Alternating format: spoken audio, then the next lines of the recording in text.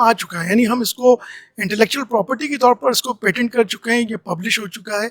इस पे इंडस्ट्री में सोल्यूशन हार्डवेयर इंप्लीमेंट करना बाकी है। ये हमारा नेक्स्ट फेज है जिसमें हम अब काम कर रहे हैं।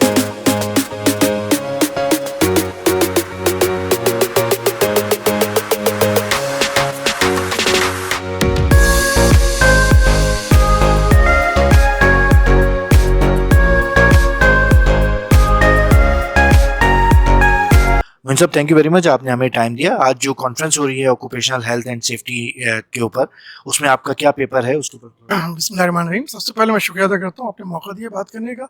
ये जो आज जिस पेपर पे मैं बात करूँगा, ये हमने लास्ट 2 इयर्स पहले एक प्रोजेक्ट पे काम किया था, जिसमें टॉपिक था ये अल्ट्रासाउंड इमेजिंग जो हेल्थ इंडस्ट्री में यूज़ की जाती है, उसकी क्वालिटी को इम्प्रूव करने के लिए। तो क्वालिटी बहुत सारी मशीनरीज अवेलेबल हैं, बहुत से डिवाइसेस अवेलेबल हैं, लेकिन वो बड़े एक्सपेंसिव किस्म के सॉल्यूशंस प्रोवाइड करते हैं।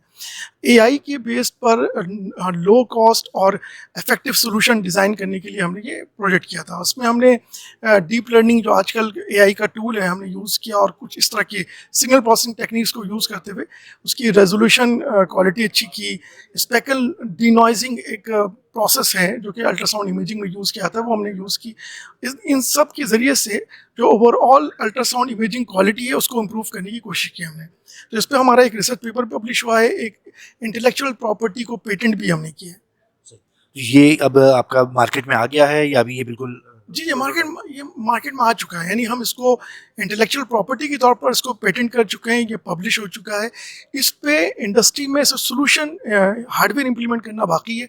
ये हमारा नेक्स्ट फेज है जिसमें हम अब काम कर रहे हैं। यानी वहाँ पर जो ऑर्गेनाइजेशन हमें फंड करती हैं, one of the organization Saudi Arabia is called RDIA, उसके थ्रू इसकी इम्प्लीमेंटेशन पर अब हम काम कर रहे हैं।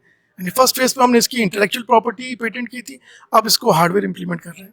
इसका जो है मेडिकल साइंस के अंदर डॉक्टर्स को कितना फायदा होगा और उसकी क्या इसका जो बेनिफिट है ना, इसके दो बेनिफिट हैं। एक तो ये कि किसी भी जगह आप point of health care system support provide कर सकते हैं, जिसमें लो कॉस्ट सॉल्यूशन प्रोवाइड कर सकते हैं, क्वालिटी बेहतर होगी।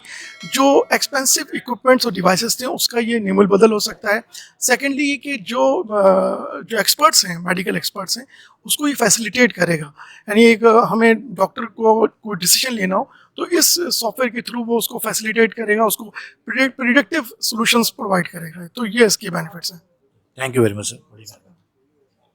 मुझे अपना कार्ड लगा दीजिए।